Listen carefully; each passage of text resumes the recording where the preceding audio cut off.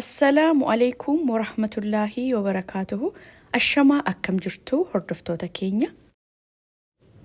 Egaa viidiyoo haaraadhaan walitti deebinee jirra. Hojiin keenya hadha akkuma gubbaa iskiriinii irratti argaa jirtanuun kuukisii yookaan biskuuta meeshaa boca baaftuu malee harkaan fallaanaan forkiidhaan fayyadamuudhaan akkamitti diizaayinii bareedaa kana baasuu akka dandeenyuun isinitti agarsiisa. Nafaana turaa. Kuukisii yookaan biskuuta kana iidaaf ayyaana adda addaa kan akka guyyaa dhalootaa yookaan snaakii daa'imman keenyaaf illee hojjechuu dandeenya. Wanti nu barbaachisu hanqaaquu lama, sirriitti rukunna, fallaanaan illee ta'uu danda'a, akka kana maashinaanis ta'uu danda'a. Jijjiirama hin fiduu akka si'aa'inaaf nu gargaaruudhaafi garuu sirriitti rukutamuudhaaf qaba. Egaa hanqaaquu keenya rukunnee booda dhadhaa kubbaayyaa tokko kan soogidda hin qabaatin yookaan immoo unsalted bareed itti naqnee waliin makna. Egaa namootni chaanaala kanaaf haaraa taatan subscribe gochuudhaan maatii chaanaala kanaa taha. Kan immoo nu waliin turtanii guddaa galatooma.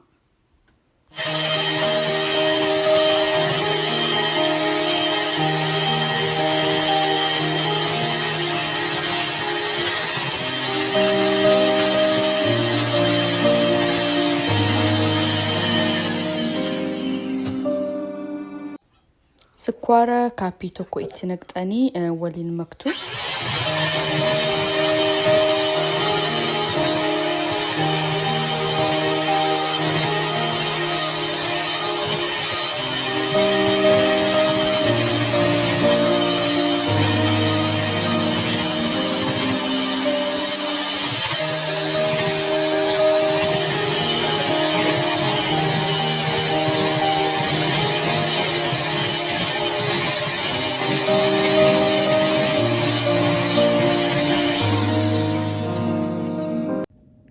Baking powder fallaana shorbaa tokko, soogiddaa fallaana shaahii walakkaa fi vanilla extract fallaana shorbaa tokko itti naqnee waliin makna.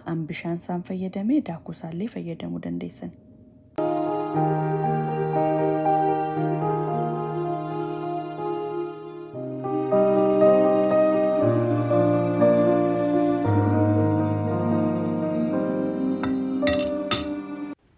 Egaa akkanatti waliin maknee booda daakuu furnoo yookaan all purpose flour kaappii 3 gingilchinee itti naqna.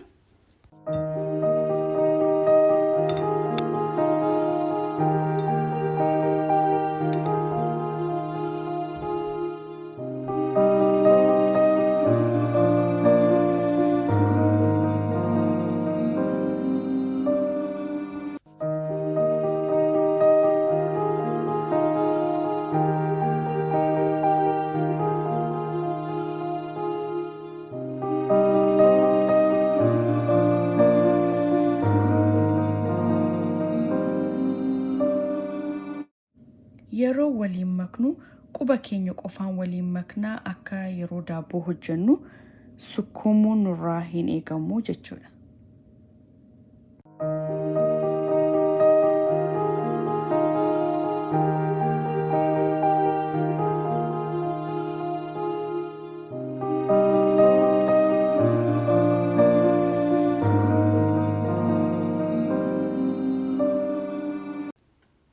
Akkanatti gureessinee eegaa kubbaa xixiqqoo hojjennee booda harkaan battifna. Sanaan booda forkiidhaan irratti akka mallatteessuu goonaa jechaadha.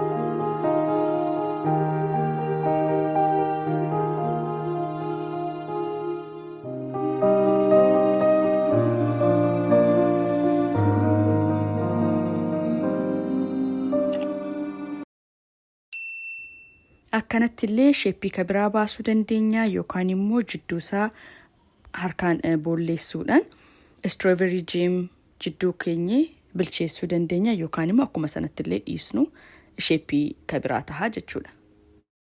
Kanan amma jidduurratti godhaa jiru strawberry jamidha. Zabiiballee fayyadamuu dandeenya. Duwwaallee gochuu dandeenya. Bifa isaasiin bareechaa, mi'aan isaallee bareedaa taha.